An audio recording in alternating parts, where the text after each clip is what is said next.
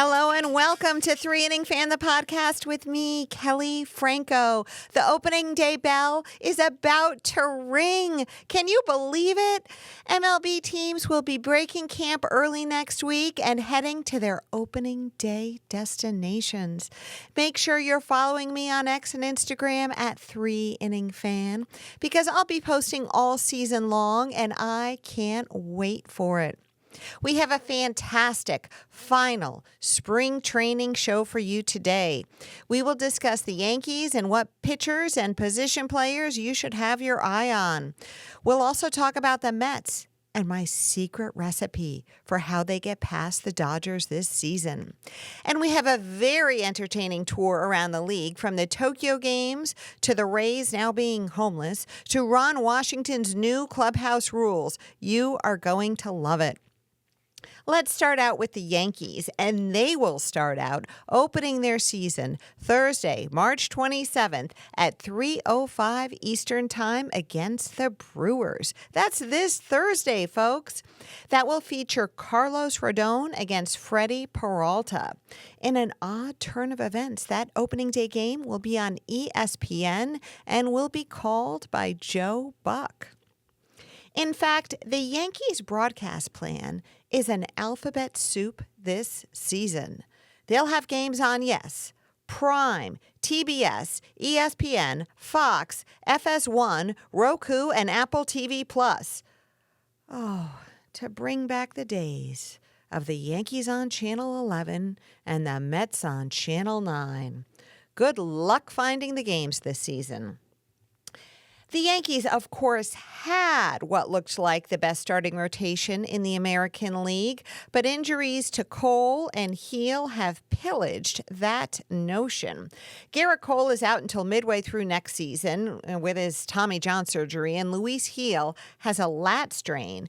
And Clark Schmidt, who was going to be part of the five-man rotation, is having shoulder fatigue. The Yankees have been careful with him, and he says he's feeling great, so that's good. But the fact is he won't be stretched out for opening day and could even be put on the IL so he can finish his buildup in peace. So the starting rotation is likely to be Max Fried, Carlos Rodon, Marcus Stroman, Carlos Carrasco, and Will Warren. Carrasco, a former Met, is actually having a great spring. He has a 1.69 ERA over 16 innings in 5 outings. He's 38 years old, but apparently he spent the offseason working on his mechanics, which helped his velocity a bit. He also has 6 pitches, which is a nice arsenal. So kind of looking at the bright side here. Carrasco has an opt-out that he can exercise by tomorrow, March 22nd. And my guess is that he uses that as leverage to ensure that he gets himself into the starting rotation. Not that he has to press that hard, because unless the Yankees can fetch Roger Clemens out of retirement, they need starters. I don't know what to expect from Carrasco, but I think this is going to be the kind of situation where if you get anything, you just have to call it a nice surprise. And then there's Will Warren. Luis Heel and Gerrit Cole's injuries have created an opportunity for this 25-year-old rookie righty starter who struggled mightily in the very few MLB appearances he had last season. He had a rough 10.32 ERA over 22 2/3 innings. He pitched last night against the Orioles for a 4 runs over 3.2 innings, but he's still finishing spring with a not awful 4.19 ERA. What the Yankees really need is for Warren to be last year's Luis Heel. Remember how Luis Heel stepped up when Gerrit Cole was hurt and was spectacular? Well, hopefully Warren can do that. In fact, this whole starting rotation has to keep the Yankees afloat until Heel returns, and we don't have a specific timeline for when that's going to happen. As for me, I'm not expecting him back before the All-Star break. So the Yankees are missing huge names in Cole, Heel, and also Giancarlo Stanton's big bat. And, of course, they lost Juan Soto in the offseason. These guys can't be replaced. They still have Judge, thank goodness, and the young guys are just going to have to step up. Who are some of those names you should be watching? In addition to Will Warren, the Yankees will need to lean on position players, and I'm talking Jazz Chisholm, Ben Rice, Anthony Volpe, Jason Dominguez, and Austin Wells, their catcher. Of these, I think Wells is the key to the Yankees' success this season. We've already seen Boone pencil him into the leadoff spot in spring training games, and it looks like he's going to be their leadoff guy this offseason. At first, I wasn't crazy about it. Jazz Chisholm profiles better as a leadoff hitter. He's speedier, and he just kind of fits the prototype of what we imagine a leadoff hitter should be. And also, I can't ignore the fact that Wells has a very difficult time hitting lefties, but more on that in a second. But you know what? Boone likes Jazz in the middle of the lineup, so that's where he's going to be. It's not typical to have a catcher lead off, and when Boone officially pencils in Austin Wells to the leadoff spot on opening day, which he will, it will be the first time in Yankee history a catcher has batted leadoff. Isn't that wild? The good news about Wells hitting leadoff is that he's a patient hitter. He sees a lot of pitches, and he can get on base, and he's having a great spring training. He was hitting .324 as of yesterday, and he has hit 3 homers leading off the games. So maybe Boone's onto something. The idea would be that Wells would have Judge hitting behind him, which means that Wells could get a decent pitch selection and also set the table for a Judgian blast. The bad news is that he's a lefty hitter and he can't hit lefties. He hit .197 against lefties last season. Boone has said he may change it up if there's a lefty starter. I suspect that would mean writing in righty Paul Goldschmidt into the leadoff spot. But should Boone change it up? Personally, I think there's merit to the idea that if they're going to have Wells hitting leadoff, let him hit against the lefties too. Wells is a young guy, and should we really be platooning these young guys? Keep them in there, and even if they're uncomfortable, give them a chance to work it out, figure it out. There's nothing like on-the-job training. And credit to this point for my ex-follower at Broncos Enjoyer, with whom I had a great chat earlier this week. Good insights from Broncos Enjoyer. Let's talk about the Mets for a little bit. They also open their season on Thursday, March 27th at 4:10 Eastern Time against the Houston Astros. It's going to be Clay Holmes against Framber Valdez. I mentioned that the Yankees opener was on ESPN and that their broadcasting plan was an alphabet soup. Well, the Mets have their broadcasting issues too. The Mets open the season at Houston, play the Dodgers in May, and are in Philly in June. SNY will carry exactly one of these 9 marquee regular season games. If there's something that drives me nuts, it's sitting down on a Friday night after a long week, drink in hand, ready to watch the game, and then I can't find it on the TV. The Mets don't have the injury bug as bad as the Yankees, but they have lost starting pitcher Sean Manaea for a little bit, and Frankie Montas, catcher Francisco Alvarez, that was a rough one, utility infielder Nick Madrigal, I think he's gone for the season, and most recently Jeff McNeil, who is a strained oblique and should return in 3 to 4 weeks. Last show, we talked about Brett Beatty, Donovan Walton, Luis Angel Acuna, and Luis de los Santos battling out for the last roster spot.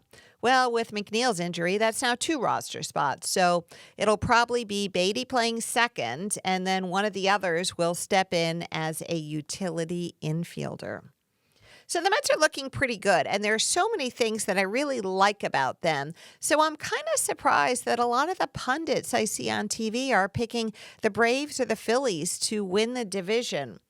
For me, I honestly think it's going to be the Mets. They have more than just offensive stars in Lindor, Soto, and Alonso. You know what I love about these guys? They post almost every single day.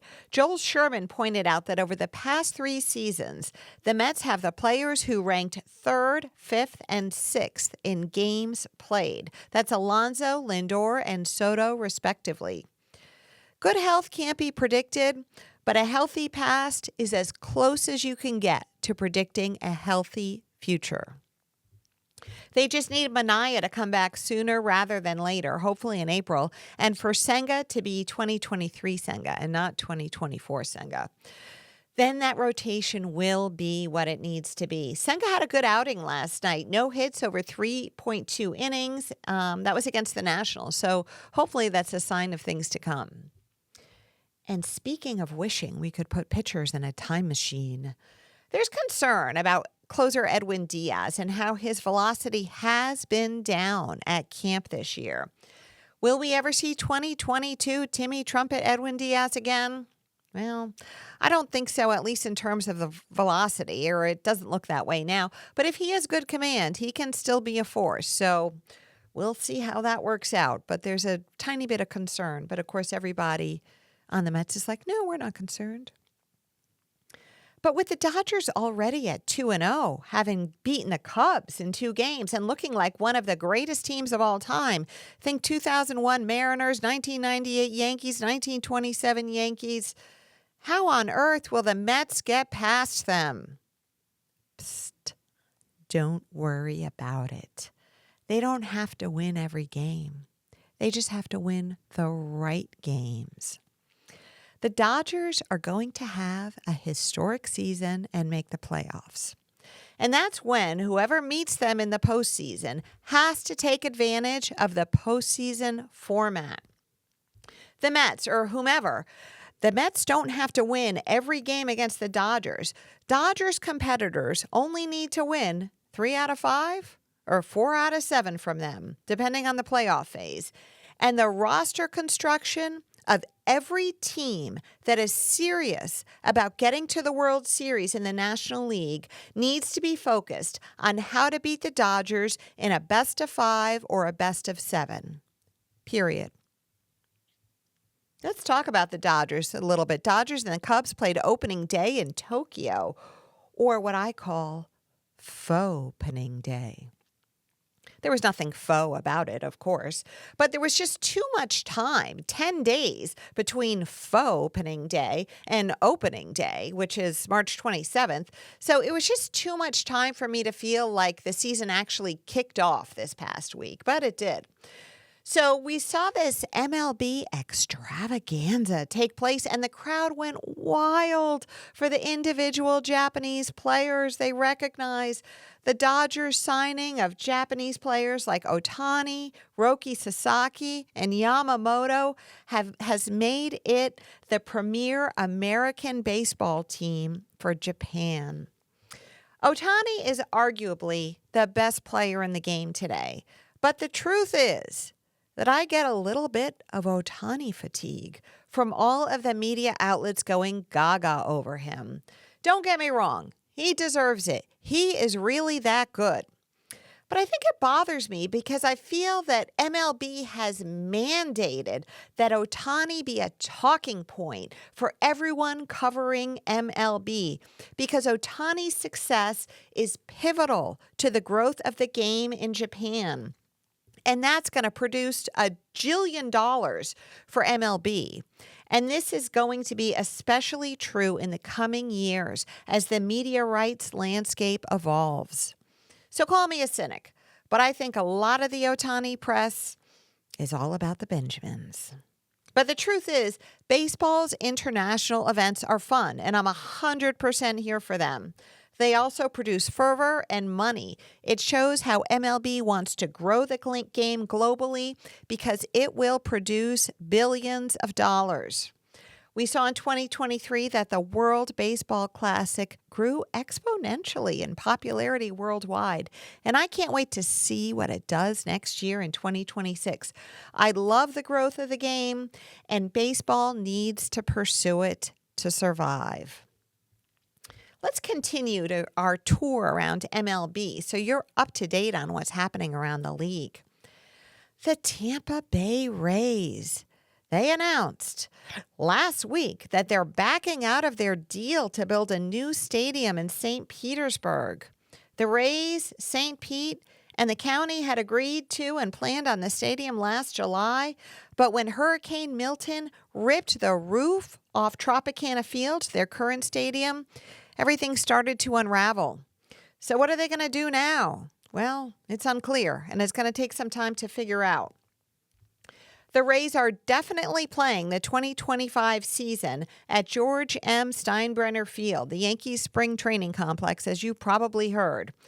The repairs to Tropicana Field are hoped to be concluded by March of 2026, but it'll never get done on time.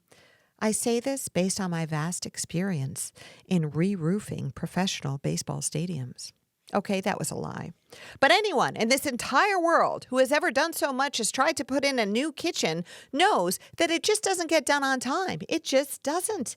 So the Rays will probably wind up playing some or all of their 2026 season at Steinbrenner Field as well. And due to this mess, it's been reported that MLB Commissioner Rob Manfred and some MLB club owners are pressuring Rays owner Stu Sternberg to sell the team. Which makes me wonder, as a side note, why didn't they pressure John Fisher to sell the Athletics? I digress, but not really. Because MLB is in a situation with these two teams. The A's are playing in a minor league park in Sacramento for the next few years and are slated to move to Las Vegas if everything goes according to plan. And the homeless Rays are now about to be like your ex-college roommate sleeping on your couch and never leave George Steinbrenner Field.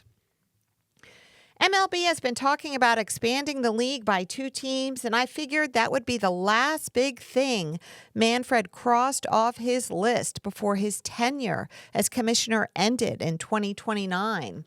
But MLB is not ready for 2 more teams.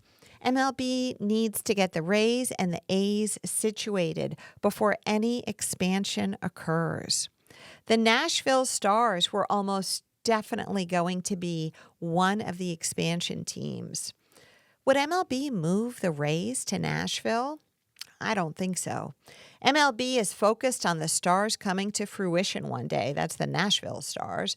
And why does MLB prefer expansion to just moving a team to Nashville? I don't know. But I imagine it could have something to do with the fact that expansion teams pay an estimated $2.2 billion to MLB to add their new franchise to the league. And don't forget, you can't have just one expansion team. Like animals on Noah's Ark, expansion teams must come in twos. Otherwise, you'll have an odd number of teams. Last week, we talked about teams for sale. The Twins, definitely for sale, and possibly the Nationals and the White Sox. Will we be adding the Rays? I am telling you, 3-inning fan listeners, we could have a glut of supply. We could have a real chance to buy a team here, folks. We got to pass the hat. Did somebody say old school? Not really, but that was just kind of like a mini headline. I'm not sure there's a more old school manager in the game than Ron Washington, manager of the LA Angels. I'm always ready to hear him call out a player, levy a punishment, or institute a new rule. His latest fiat: he has banned cell phones from the clubhouse for his players during spring training, and he says he intends to keep the new rule for the regular season as well. He would like his players to focus on baseball. Imagine that. Mike Trout and Kyle Hendricks are responsible for keeping the players in line, and they will enact a fine for violators. Washington said that the rule applies to him, too. He said that if he's outside of his office and in the clubhouse on his phone, quote, "I want them to ring my butt up, too." All right, let's close it up with what's good to eat while watching the ball game. This will be our last off season. What's good to eat while watching the ball game. And that is crazy exciting. Anyway, I would like to give a shout out to my delicious friend, Mr. Salmon. Salmon is such a versatile fish. It's hearty, it's flavorful, and it's full of healthy omega-3s. That's fat, but it's the good fat. It loves to be served with white wine, but if nothing will do for you but a red that night, it can handle a Pinot Noir. And of course, it goes with tequila, but what doesn't? If you happen to be Catholic and abstaining from meat on Fridays, and it's Lent right now, it's going to be very handy. Write this recipe down. My favorite way to prepare salmon is to marinate it in equal parts soy sauce, sesame oil, honey, and lime juice. Then you can add some pressed garlic and maybe a teaspoon or two of ground ginger or fresh ginger if you have it. Put your salmon in there, mix it up, put your salmon in there, and just let it marinate while you prepare your side dishes. It doesn't have to marinate for a long time. My side dishes might be a fresh green salad and some rice, or maybe a baked sweet potato. You heat up your grill to about medium high and then have your husband grill it. Okay, Mr. 3-inning fan does the fish grilling, and he is very good at it, but I believe this is what he does. He heats up the grill, and then he grills the fish for about 4 to 4.5 minutes per side, depending on the thickness and how you like it cooked. We like ours kind of rare to medium rare. And when he flips it, he pours the remaining marinade on the fish. And because you were so virtuously healthy and Catholic with your dinner, you should definitely have some cookies for dessert. Thanks for tuning in. And when you see me next, we will have meaningful baseball for the next 7 months. Thanks and bye-bye.